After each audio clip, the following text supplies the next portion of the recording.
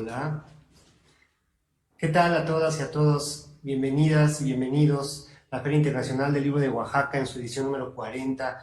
Pues se siente muy animada por comenzar con nuestra primer mesa de este programa de profesionales, editores y libreros, este encuentro, que es la segunda ocasión en la que se realiza. Ahorita vamos a arrancar con una mesa que va a ser muy importante porque, bueno, reúne a tres libreros de tres diferentes ciudades que están en una dinámica pues muy peculiar por todo lo que está aconteciendo ahorita y además por las actividades que pueden llevar a cabo de resistencia ante todo el panorama comercial que hay entre las librerías pequeñas y las librerías grandes. Entonces, rápidamente yo quiero dar la bienvenida a Eduardo de la Garma, que él es librero de La Comezón. Tenemos por otro lado a Francisco Moa, que está desde la librería Lolita, que está en Santiago, y tenemos también a Javier Molea, que ahorita está en Nueva York y que él está en la librería McNally Jackson.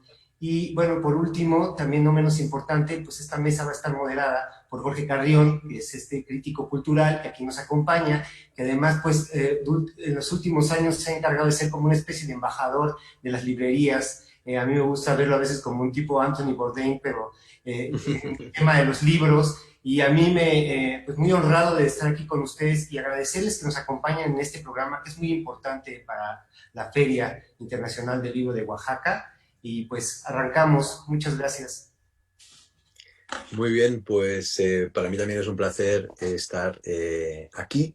Yo vivo, digamos, en el futuro, en el sentido de que estoy varias horas por delante, por eso mi pantalla está más oscura que el de mis compañeros de mesa y libreros, Eduardo de la Garma, desde la Comezón en México, que escribe también a ratos y es docente además de librero, Francisco Mouat desde Santiago de Chile, de la bellísima librería Lolita, que tuve la suerte de poder visitar en el 2014, creo que era, a muy poco tiempo después de su inauguración, y Javier Molea desde McNally Jackson en Nueva York. Él está al frente de toda la programación y toda la presencia de libros en español, de cultura en español y de escritores en español, y de hecho también la conozco. Tuve la suerte de presentar con Reinaldo Ladaga y Valeria Luiselli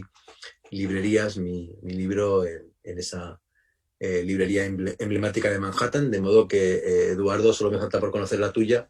Espero hacerlo en cuanto acabe la pandemia y vuelva a ser posible viajar.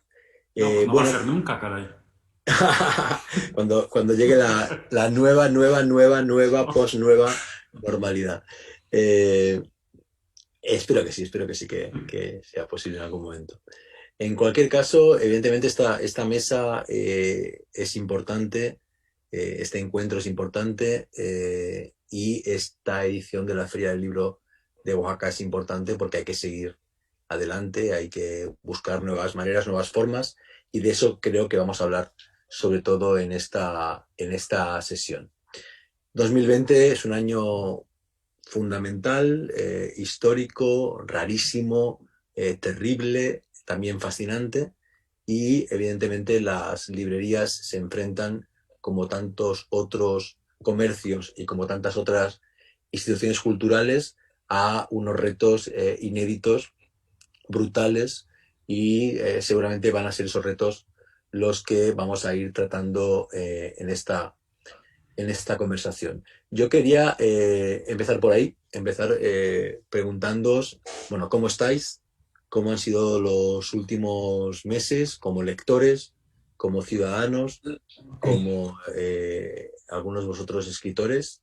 Y cómo está afectando la pandemia a vuestros países, a los países donde vivís al menos, y también, evidentemente, a vuestras librerías. Si os parece bien, el orden de intervención podría ser de norte a sur, es decir, Javier, Eduardo y Francisco. Yo preferiría que hiciéramos de sur a norte porque siempre me siento muy culpable de estar en el norte, pero bueno, muchas gracias, Jorge. Gracias por compartir con Eduardo y con Francisco. muy feliz de estar con ellos. Muchas gracias a la gente de la editorial Almadía y de la Feria de Oaxaca. Me encantó la propuesta y que me invitaran. Tengo un corazoncito muy especial para el sur de México y más al sur todavía de Oaxaca, la zona de Chiapas. Pero bueno, muy feliz de estar aquí. Bueno, yo creo que el sentimiento fundamental es de ansiedad. Hay un artículo de Mariana Enríquez sobre la ansiedad que es muy difícil, parece, escribir. Fue muy difícil para mí leer.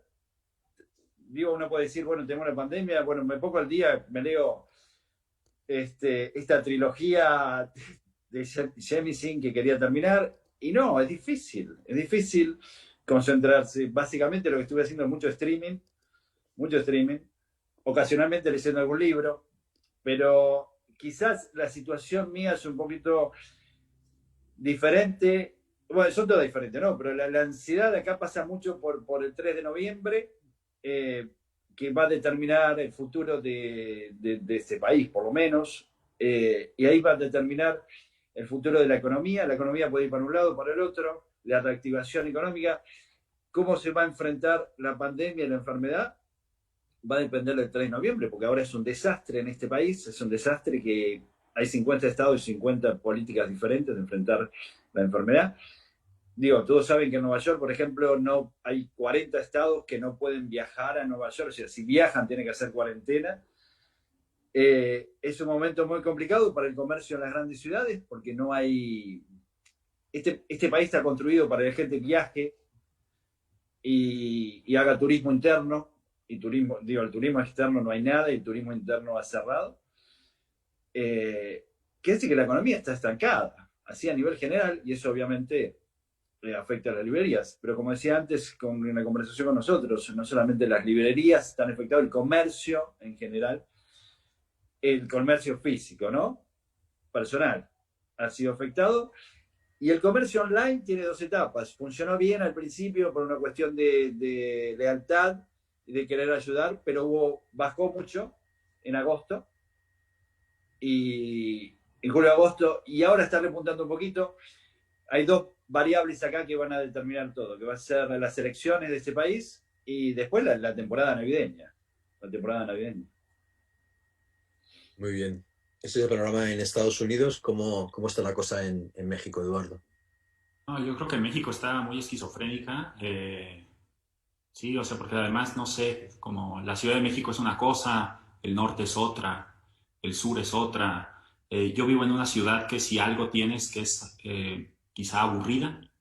Es una ciudad muy pequeña, colonial, un millón de habitantes. Mi librería también es muy pequeña, Querétaro. Está a 200 kilómetros de la Ciudad de México. Estamos lo suficientemente cerca como para tener contacto y bueno, antes que nada, bueno, ya dije cosas, pero gracias a Guillermo Quijas que nos hace mucho caso, aún estando como somos pequeños y como que nos quiere, no sé por qué. Gracias, Guillermo, y a todos los del filo. Pero no, yo le he pasado muy bien en esta pandemia, la verdad. Creo que es por el tamaño, creo que es porque somos dos aquí en la librería, creo que es porque yo tengo esta librería porque me dio la gana, ¿no? Yo me dedico a dar clases y eso es lo que paga la hipoteca y la colegiatura de mi hijo y demás. Y yo hago esto por puro gusto y yo le he pasado muy bien, ¿no? Incluso siendo como call centerista en Instagram y respondiendo pedidos a la 1 de la mañana un domingo o yéndome un sábado a las 7 de la mañana a repartir libros en la bicicleta para ahorrarme unos pesos de la gasolina y poder pagar la renta. Aún así la paso muy bien, ¿no? Para mí esta pandemia ha sido muy entretenida, ¿no? Y no sé si lo tenga que decir con culpa, ¿no? Como con el discurso del privilegio y todas esas cosas, pero a mí me ha gustado, ¿no? También tengo muy poca experiencia, la librería lleva como 1 año y medio, entonces siento que esto me ha dado un montón de músculo, ¿no? O sea, he podido entender, en las crisis se entienden mejor las cosas, he podido entender mucho sobre la industria del libro en estos meses. Es tan optimista, Eduardo, que habla de la pandemia en pasado. Es la única persona del mundo que ya la superó. Francisco, ¿cómo es tu visión en Chile? Mira, nosotros el 20 de octubre del 2014 abrimos Lolita. Es bonita sincronía que hoy día estemos cumpliendo 6 años exactos desde que abrimos las puertas de la librería.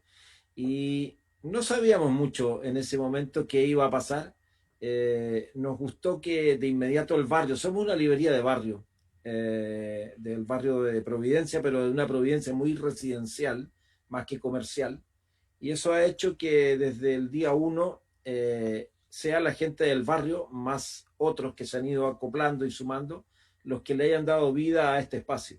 Eh, Gozamos, diría yo, durante 4 años, casi 5, de siempre como el cariño de quienes en el fondo nos alentaron a que este espacio era un espacio vivo, era un espacio que tenía todo el sentido del mundo y que no necesitaba de grandes despliegues tecnológicos para seguir siendo una librería.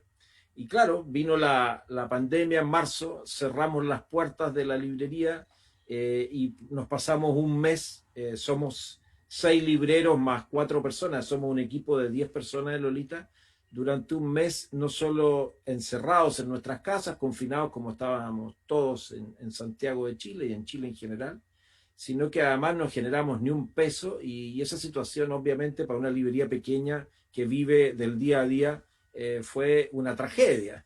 Pero ahora, ¿cómo enfrentas esa tragedia y cómo sales de allí? Y ahí es donde nos pusimos a ejercer toda la creatividad posible y a pensar que teníamos que seguir resistiendo, que teníamos que hacerlo desde nuestras casas, con teletrabajo, que teníamos que emplear el correo electrónico como un vehículo para conectarnos con toda nuestra gente. Y así empezamos a rearmarnos y hace ya un mes y medio inauguramos la tienda online, que yo creo que es la que nos permite seguir pensando que algún día volveremos a hacer la librería como el espacio que era, porque hoy estamos con las puertas cerradas, la gente nos golpea para ir a retirar los paquetes de los pedidos que va haciendo, también vamos despachando a todas partes, pero sin duda que el escenario económico general es difícil, el escenario de la pandemia es complicado todavía, es muy incierto, miramos con mucho así como recelo lo que está pasando en otros países, las segundas olas, y no quisiéramos que en el fondo se volviera a vivir lo que pasó en Chile durante 4 o 5 meses en que estuvimos prácticamente encerrados en nuestras casas. Muy bien. Los tres habéis mencionado en algún momento a vuestras comunidades, ¿no? A los clientes, lectores, cómplices, amigos incluso. ¿Cómo ha sido la relación emocional, humana con ellos durante estos meses y hasta qué punto han sido importantes las redes sociales, el email, el WhatsApp, ¿no? ¿Cómo os habéis relacionado con vuestro círculo? Yo creo que más o menos hay varias fases. Hay un dicho ahora que hay 2 tipos de New Yorkers, los que estuvieron en abril en New York y los que no estuvieron en abril. Porque yo no estuve, tuve la suerte de irme al sur, a Charleston, 2 o 3 meses, pues estaba todo cerrado. Fue traumático, abril fue traumático no solamente para la gente en Nueva York, se tuvo que quedar encerrada, porque aparte acá murieron 15.000 personas en un mes y estaba todo el mundo contagiándose. Fue terrible el mes de abril, era el epicentro mundial de la epidemia, ¿no? De la pandemia, era acá en Nueva York. Se paró todo y se traumatizó la gente que por un mes no salió de las casas. Y la gente, por ejemplo, mis compañeros que estuvieron trabajando, fue una época horrible porque había mucho miedo al contagio, y como leprosos, fue terrible ese mes. Y las redes sociales sirvieron, el email sirvió, pero creo que recién la gente empezó a reconectar, o yo empecé a reconectar con la gente cerca de junio. Fueron 2 meses, fines de marzo, abril y mayo, que realmente no era más un desahogo en las redes sociales o el email. Y en junio sí, en junio empezamos a rearmar, por lo menos la parte de español, rearmar la comunidad en español, porque había esa necesidad. sentimos la necesidad de nuevo, de estar en contacto, y a partir de junio rearmamos toda la parte de español en Magnari, ¿no? Online, todo online, ¿no? Pero fue a partir de junio.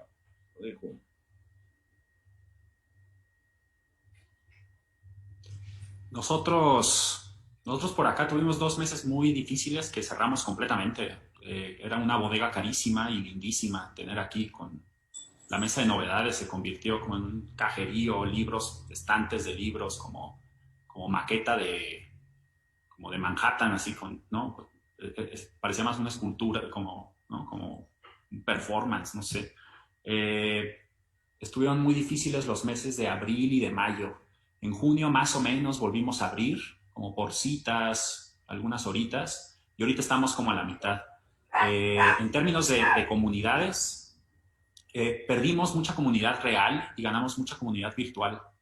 Creo que perdimos como a la mitad de nuestros clientes porque somos una librería, pues sí, muy pequeña, también como de barrio, como residencial. Nuestros clientes suelen ser como muy fieles a nosotros, incluso hasta como que yo sabía, los sábados va a venir tal persona, los viernes en la tarde va a venir tal persona y me va a preguntar por este que me pidió el viernes pasado, ya se lo voy a traer. Le traje esta novedad a tal cliente que me va a visitar el martes. Como que esa era la dinámica y entonces perdimos, yo creo que yo perdí como la mitad de mis clientes reales, pero después gané un montón de gente en Instagram, ¿no? Sobre todo Instagram. Muchísima gente que yo no conocía, que no conocía la librería, que conoció a la librería gracias a que pues, estábamos haciendo envíos, que no quedábamos mal como otras librerías grandes aquí en México, que parece, alguien decía, Javier, antes de la plática, que Amazon tiene este Next Day Delivery, ¿no? Nosotros tenemos a veces hasta Single Day Delivery, ¿no? Cosa que, no sé, Gandhi o otros no tienen, ¿no? Entonces como que ahí empezamos a ganar territorio. Y ahorita otra vez ya se está ajustando un poquito, ya las ventas ya son más o menos, pues no 50-50, pero a lo mejor 60 en línea, 40 en físico. Nosotros tuvimos una experiencia muy bonita a poco andar cuando estábamos completamente cerrados.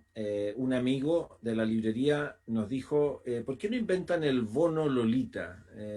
Y se acercan, teníamos ya una base como de 2000 clientes, amigos de la librería, y elegimos de esa base los más cercanos, los de más confianza, y les escribimos a ellos, como a 300. Y de esos 300 hubo más de 200 que compraron un bono Lolita. No tenía monto, era lo que ellos quisieran. Y ese bono Lolita, en el fondo, era una plata pagada directo a la librería como por compras futuras. Cuando cuando la librería estuviera en condición de venderles y ellos quisieran, en el fondo, comprarnos libros, lo podían hacer. Y ese bono Lolita, para los 2 primeros meses de vida de la librería, fue decisivo. Y si a eso le sumamos cosas como las postergaciones que empezaron a venir desde la autoridad económica, de crédito, en fin, del IVA, del impuesto al valor agregado, en fin, eso nos fue permitiendo pensar que no teníamos que hacer nada salvo resistir. Resistir todo, y en eso estamos. La resistencia persiste. Estamos, yo diría, en la mitad de ese proceso, pero quería resaltar que una idea tan sencilla como esta compra anticipada a través del bono Lolita fue como el empuje emocional que necesitábamos y que en el fondo vino de esos mismos amigos de la librería que querían que Lolita siguiera en pie a pesar de todo. Y yo creo que eso es como una buena manera también de decir cómo se construye una comunidad, porque en el fondo tú haces algo en un espacio y recibes de vuelta no solo cariño, sino que además una muestra palpable de que para esas personas también tener un sitio donde ir a comprar los libros y donde conversar sobre libros es también un espacio que ellos necesitan para su vida. Efectivamente. De hecho, la historia de las muchas que he ido coleccionando estos meses de todo el mundo, la más increíble ha sido una pequeña librería de aquí de Cataluña, que los libreros tienen una casa en el Pirineo, en las montañas, y se fueron ahí a pasar la cuarentena y allí no tenían internet. Entonces realmente cerraron la librería y desconectaron del mundo, y de pronto, al cabo de un mes y medio, les cuentan que los propios clientes se habían organizado y habían hecho un bono Lolita, digamos, y habían ingresado, querían ingresar 10.000 euros a cuenta de compras futuras en la librería, ¿no? Y eso me ha hecho pensar mucho, porque yo cuando publiqué mi manifiesto contra Amazon, hubo mucha gente que lo recibió bien como apoyo, pero mucha gente que no entendió mi gesto porque no entendía que Amazon fuera un peligro, y al revés, le parecía que eran todo ventajas, ¿no? Y entre que publiqué el manifiesto y que he publicado el libro, que incluye otros textos, en cambio he visto un cambio de percepción, y mucha gente que no entendía por qué yo titulaba así un texto, ahora lo entienden, ¿no? Porque han visto que realmente el peligro es real, y es un peligro que tiene que ver con un casi monopolio global del delivery. Durante estos meses se ha acabado de digitalizar el mundo. El último reducto era Lolita en Santiago de Chile, y hasta ese reducto han conquistado, ¿no? Erais como la aldea de Asterix, y han llegado los romanos. Y a la vez que se digitalizaba el mundo, se ha extremado el uso y abuso de Amazon, ¿no? Con esa nueva gran clase precaria global que es el repartidor, que, como decía Javier antes, pues en Nueva York tú lo describías como alguien que va con 20 bultos. Aquí van con, como no pueden aparcar porque es un sistema inventado para la periferia de Estados Unidos, para el suburbio, ¿no? Y no para la ciudad europea o latinoamericana o Manhattan con mucha densidad, ¿no? Pues también van con sus mochilas, con sus camionetas. Han venido varios a mis presentaciones del libro, repartidores, para contarme que no pueden pagar las multas porque Amazon les obliga a ir muy rápido a dar el paquete. Aquí no se puede aparcar en la calle y tienen acumuladas un montón de multas de tráfico que no pueden pagar. En fin, con esto quiero decir que yo sentía que era importante comunicar la amenaza de Amazon, que además tiene que ver para mí con la soledad, con la atomización social, etcétera. Y lo que he visto en estos meses es algo que no me esperaba, que es que quizá no hacía falta ninguna campaña, al menos en España, contra Amazon y a favor de las librerías, porque el sentido común se ha impuesto, y en un momento de crisis la gente se ha refugiado emocionalmente en las librerías de barrio, y hasta ahora el apoyo en España está siendo muy fuerte, ¿no? Entonces os quería preguntar por qué está haciendo Amazon o eh, equivalentes, ¿no? En Argentina, por ejemplo, es Mercado Libre, ¿no? En muchos países hay otras versiones locales o no de Amazon, en China es Alibaba. ¿Cómo está actuando Amazon en vuestros países, en vuestras ciudades? ¿Cómo percibís a los lectores respecto a Amazon? Porque de pronto hay gente que compra en Amazon otro tipo de objetos, pero no libros.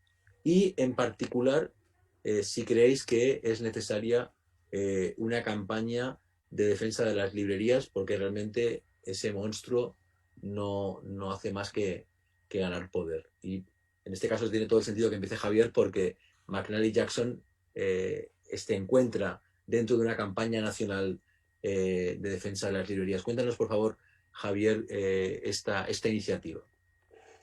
Sí, bueno, yo quiero empezar con algo que dijo mi jefa en una entrevista en el año 2009.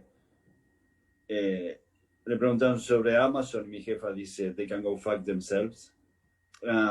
Básicamente es lo que pensamos. Yo hablaba antes que es imposible. Acá hay dos cosas, digo, entiendo completamente el manifiesto contra Amazon y lo suscribo por lo que venimos haciendo de hace años, pero también entiendo que es imposible pelearle a Amazon un espacio del mercado online. Nosotros no lo utilizamos con la esperanza de sacarle una porción del mercado, lo usamos con la esperanza de que aquel cliente cliente que no quiere comprar en Amazon, que acá hay algunos, no muchos, pero hay algunos que no compran en Amazon, yo por ejemplo, y que no quieren comprar libros en Amazon, tienen el servicio online de las librerías independientes en todo Estados Unidos, que es un servicio que se llama IndieBound, que es todas las librerías independientes de Estados Unidos se organizan y hacen compras, compras por mayor y consiguen mejores descuentos de los editoriales. Y en este caso es una campaña nacional de tratar de obtener mayor lealtad online, pensando en que se viene una segunda ola y pensando en que tenemos que salvar la temporada navideña. Yo creo que, bueno, había muchas cosas en lo que dijo Jorge, es una campaña que va a funcionar para la gente que ya es leal a las librerías independientes. Es muy difícil sacarle un cliente a Amazon, el tipo está comprando, es muy difícil, pero para nuestros clientes leales tenemos la tienda online. Y les pedimos, por favor, salió una campaña en Instagram, les pedimos, por favor, que nos apoyen a su librería local. Ahora, el tema de la venta online contra la venta física, yo empecé a trabajar en librerías en los años 90, yo creo que es una boludez, y perdóname la expresión, son boludeces que las librerías físicas van a desaparecer. Yo de que en los 90 decían con los CD-ROM, si alguien se acuerda, que iban a suplantar a los libros, empezando desde ahí, ahora con el ebook tampoco se ha suplantado la venta de libros. Hay dos tipos de librerías, la librería que es de mercado pequeño y la librería de mercado grande, que ahí afecta mucho la renta. Yo creo que la pregunta es si van a desaparecer o no, que no van a desaparecer, porque la experiencia de la librería va a seguir siempre. Una librería es un lugar de encuentro, un lugar de citas, un lugar de ligar, parejas se han casado en Magnali, realmente se han casado en Magnali. La experiencia de la librería va a seguir funcionando como la experiencia del cine, la experiencia del teatro, la experiencia del mall, la experiencia de ir al supermercado, la experiencia física va a seguir estando, más en ciudades grandes que la gente sale, ¿no? Eso por un lado, va a estar la experiencia física. Ahora, la gran pregunta que yo me hago, ¿para qué abrir una librería? Digo, estos números son públicos, pero una librería generalmente genera un 2% de ganancia anual. Digo, no hay mucho incentivo para una persona que quiere hacer mucha plata. Realmente no se hace plata con una librería. Abrimos una librería para vender libros. Tenemos que abrir una librería para vender libros, ¿no?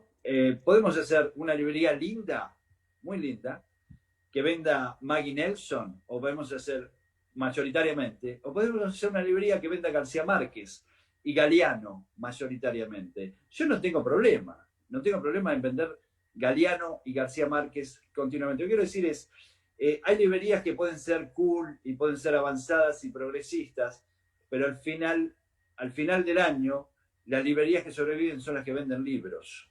Y el gran tema es, ¿hacemos una librería para que permanezca en el tiempo o me hago una librería para darme un gustito y poder vender Sergio Chefek, Zambra? Son muy amigos míos, pero nadie compra un libro de Chefek o de Zambra, realmente. O al final, o voy a vender 100 años de soledad, que es al final del año, la novela más vendida siempre va a ser 100 años de soledad. Yo creo que eso también está relacionado con apoyamos a las editoriales independientes o nos transformamos en una sucursal de Random House que tiene el 70% del mercado.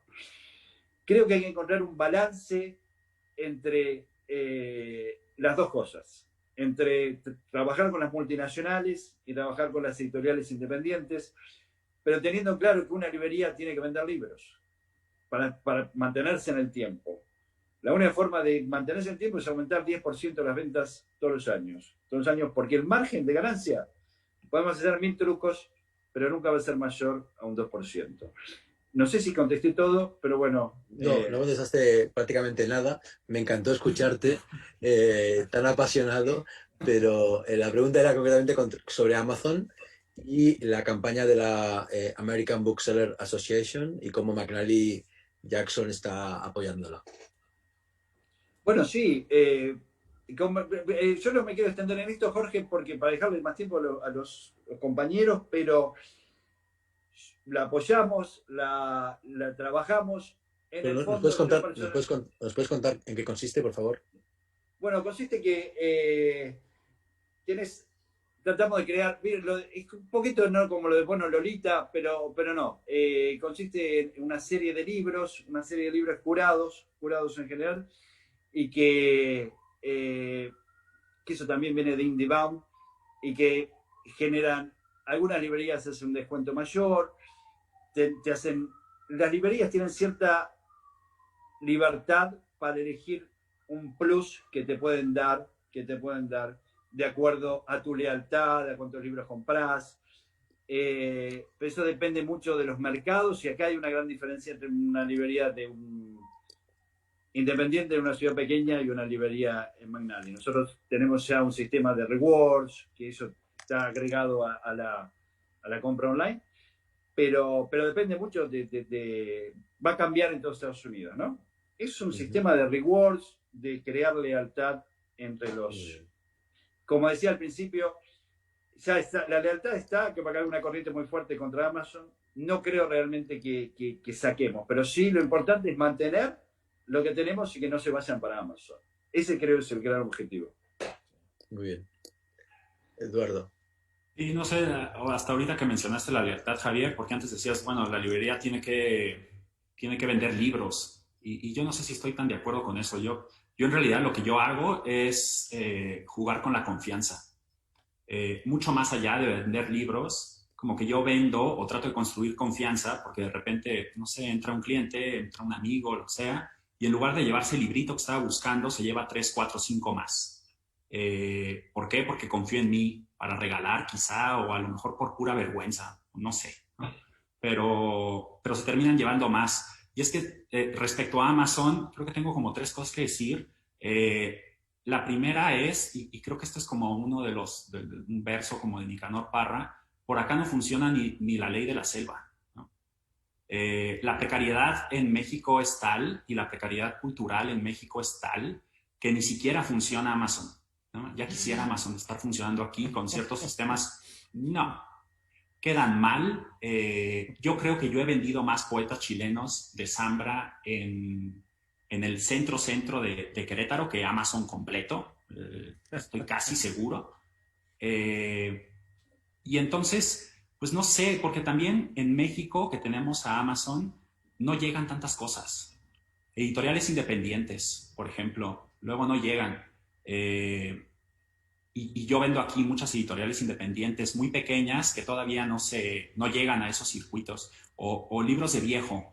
Estoy asociado con una librería amiga de la Ciudad de México, la librería Murciélaga, y ellos manejan mucho el libro de viejo. Y con el libro de viejo, por ejemplo, yo le gano la mitad, el 50%, no el 2%, ¿no?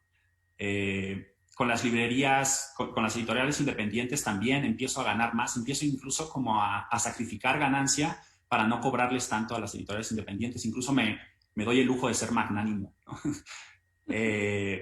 Y con Random, por ejemplo, pues no, Random creo que está peor que Amazon, en el sentido que ahora distribuye sus libros por la libre, ¿no? O sea, como que nos brincó y dijo, no, yo voy a vender, o Planeta, o quién fue el que hizo como esa salvajada.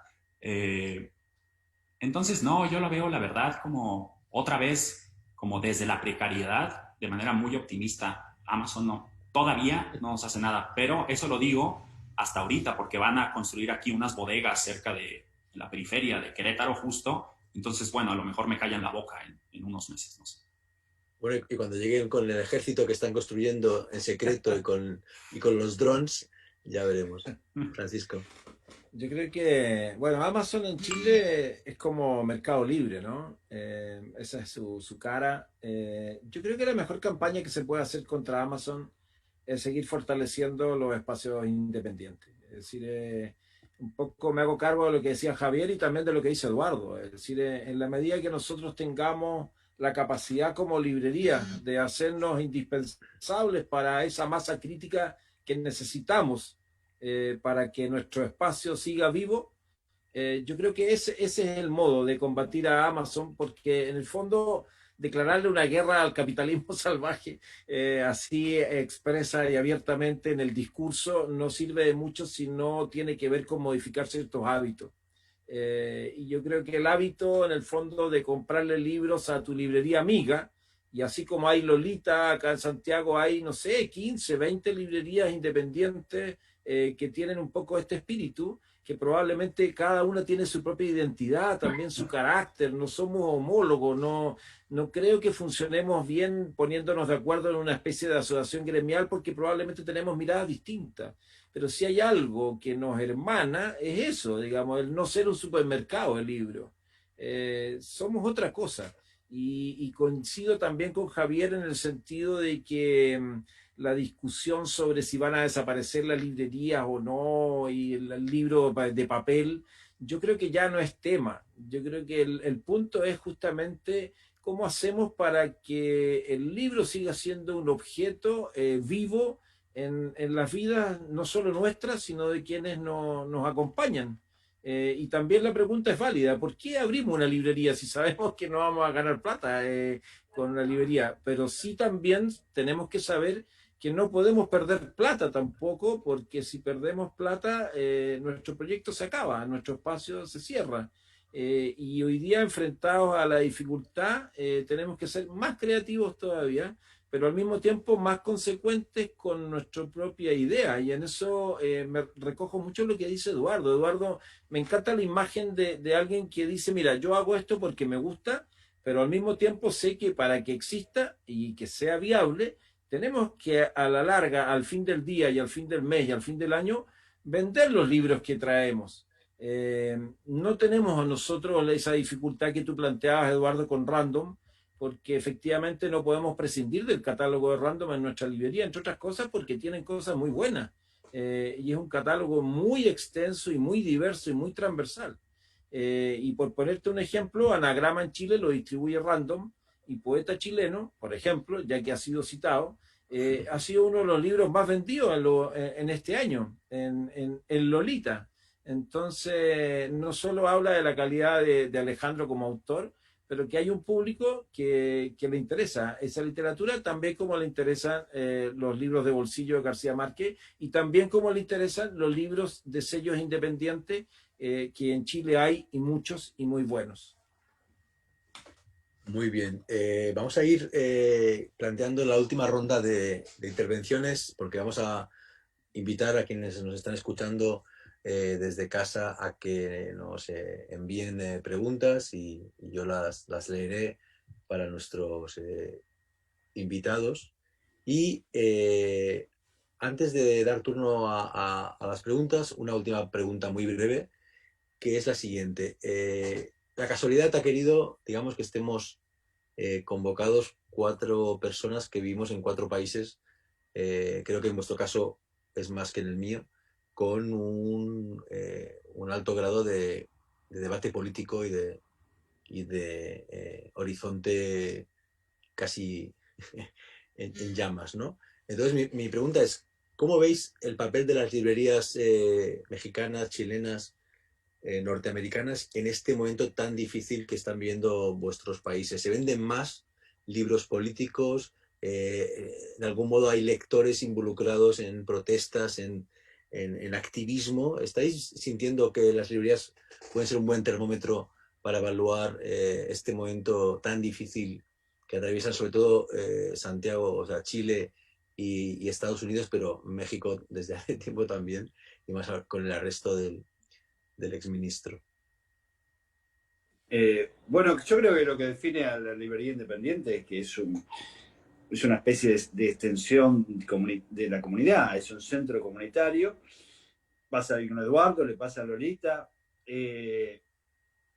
Hay más o menos política dentro del espacio independiente, pero en general la política es el centro del espacio independiente. Digo, en el caso nuestro, todos los libros contra Trump han sido los bestsellers, y ha sido lo que ha salvado, porque han salido una cantidad, han salido como 10, eran todos bestsellers y se vendían así. Entonces, eso ha sido muy importante, muy importante.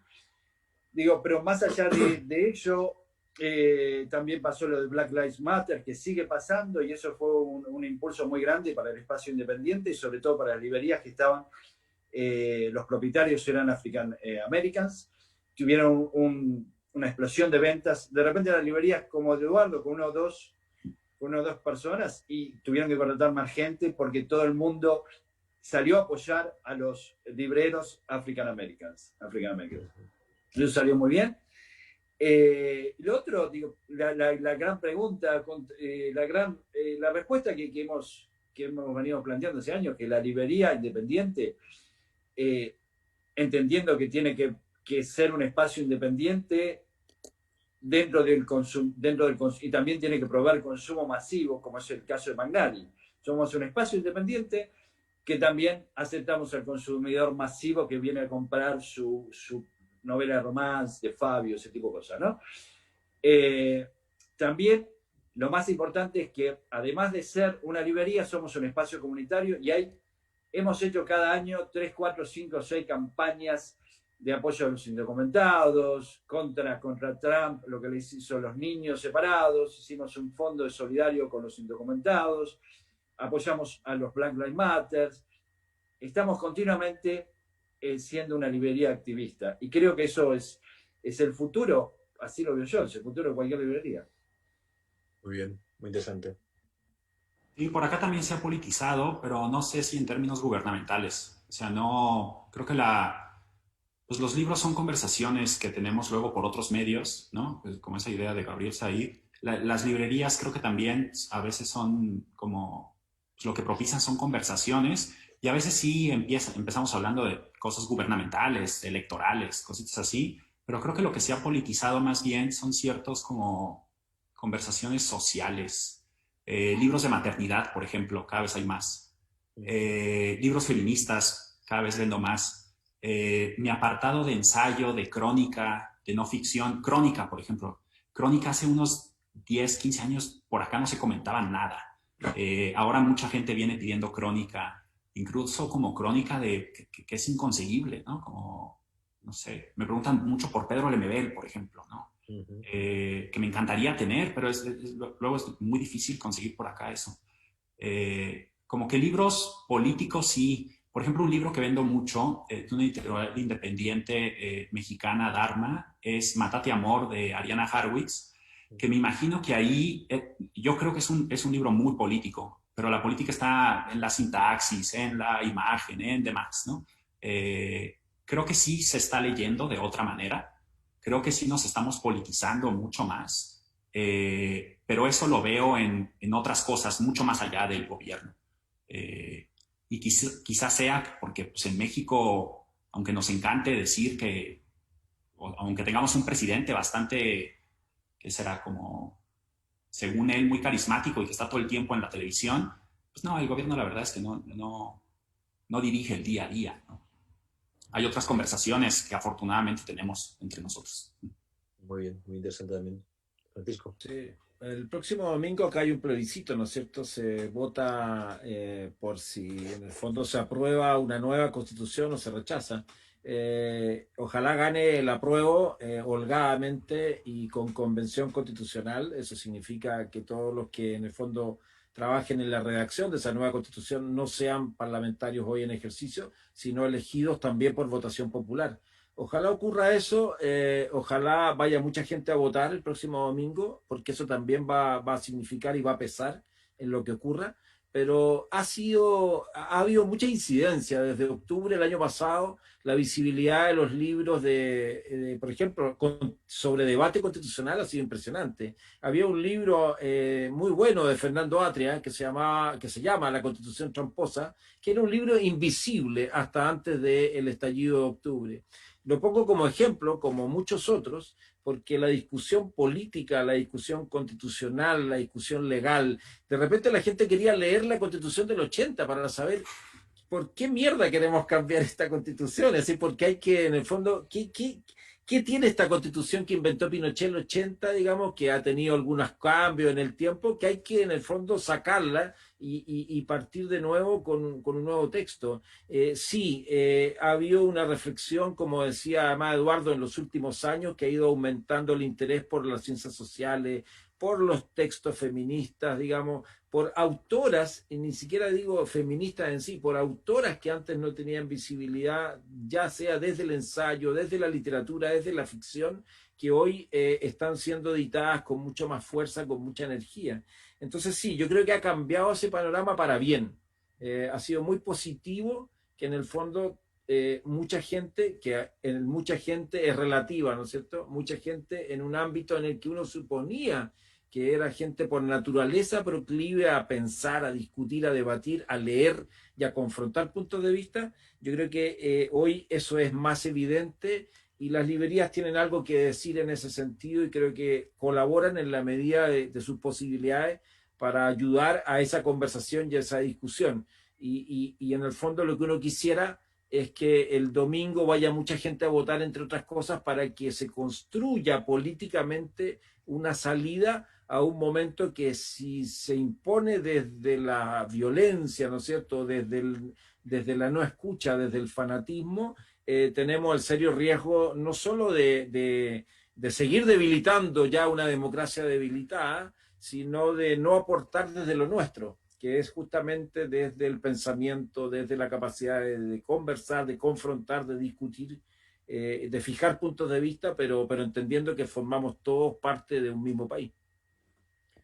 Muy bien, muy bien. Es increíble, ¿no? Pensar que llegó el apocalipsis, pero no se detuvo nada, sino que añadió una especie como de nivel de complejidad a la realidad y siguió la política, siguió la economía y siguió todo su curso y hay que convivir con esa nueva extraña dimensión de lo real. Ya que ha salido el tema del feminismo, quiero decir que en la Feria del Libro de Oaxaca el 70% de las personas que van a hablar son mujeres, son escritoras, son profesionales. Casualmente en esta mesa no hay ninguna librera, pero es una pequeña anomalía en un conjunto en que por suerte y finalmente predomina la presencia femenina. Dicho esto, casualmente también son dos los hombres que participan desde casa, Luis Valeriano y Silvestre Barrios, y voy, si no os importa, a unir vuestras preguntas porque se podrían sintetizar en la siguiente. ¿Creéis que el valor ontológico, ¿no? El valor esencial del libro se mantiene en nuestra época? ¿Y hasta qué punto creéis que la tecnología, en realidad, en vez de matar al libro, lo ha revitalizado, ¿no? Le ha dado una segunda vida, una segunda oportunidad? Yo no creo en la ontología, pero yo creo que el valor del libro está sobrevalorado, corresponde a un paradigma de una civilización donde no existía el teléfono, es dieciochesco, decimonónico, ¿no? Es del siglo XIX. Está sobrevalorado por la importancia que las universidades le dan al libro, los escritores que salen de la universidad y los profesores que van. Estamos hablando del libro de ficción, no el libro como herramienta para aprender. Estamos hablando del libro de ficción, el libro de arte, el libro para el arte, poesía, ese tipo de cosas, no un libro como herramienta de estudio. Por el libro como herramienta de estudio está, básicamente, hay campos que han sido completamente sustituidos por la tecnología. Digo, hay carreras que no estudian más el libro, estudian todo online, ¿no? Digo, medicina, ¿no? Medicina se estudia ahora todo por online. Antes se vendían los libros aquellos, ¿se acuerdan?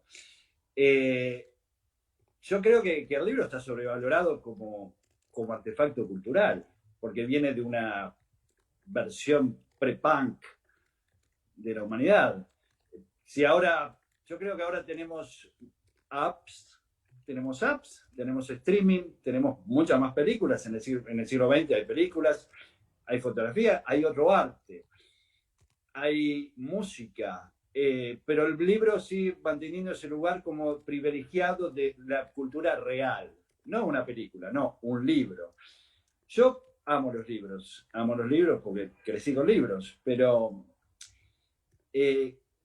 creo que está sobrevalorado como artefacto cultural frente a los otros. Y realmente no sé si va a desaparecer o no, no va a desaparecer nunca, pero no me importa que pierda ese lugar, realmente, frente a otros artefactos culturales, como películas, como apps de meditación, o como audiobooks, o como cualquier otro tipo de expresión artística en cualquier otro soporte, en cualquier soporte, pero que no sea la palabra escrita sobre papel. La palabra escrita está sobrevalorada. Perdón. Eduardo. Yo no sé tampoco si... Pocos minutos. Después de ese alegato contra la ontología, nos quedan pocos minutos para... Pues yo tampoco no sé si ponerlo ontológico, pero sí, digamos, hermenéutico. Hay una frasecita de Gadamer que dice algo así como, el arte te tiene que decir, tú eres esto, y después no se detiene ahí y te dice, y eso no es suficiente. En ese sentido, a mí me gustan mucho como observar cuando los libros fracasan. Por ejemplo, alguien lee una reseña en un periódico de un libro y siente que ya leyó todo el libro y entonces ya no lo compra. Con los libros de ensayo luego funciona eso. Le hacen la entrevista al autor y dices, ay, mira, lo resumió muy bien, pues ya no hace falta leer el libro. Eso yo lo veo aquí en la librería, de repente hay una presentación de un libro, vienen 30, 40 personas al patio, se sientan, escuchan la presentación y la presentación estuvo muy buena. Estuvo tan buena que no compraron el libro. Sienten que esa ya fue la experiencia.